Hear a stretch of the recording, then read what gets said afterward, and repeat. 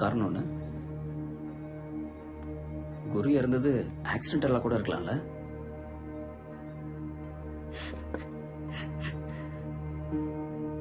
அன்பு அண்ணன் கூட தெரியாத ஒரு விஷயத்தை நான் உங்ககிட்ட சொல்றேன். அன்னைக்கு குரு இறந்து போனப்ப நான் போயிட்டு அவனை தூக்கும் போது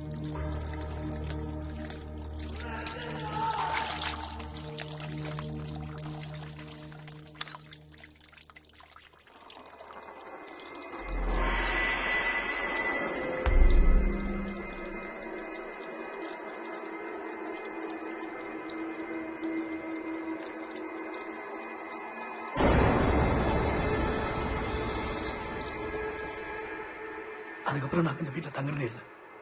அந்த காயின் நோக்கு தான் இருக்கு. அப்போ அன்பு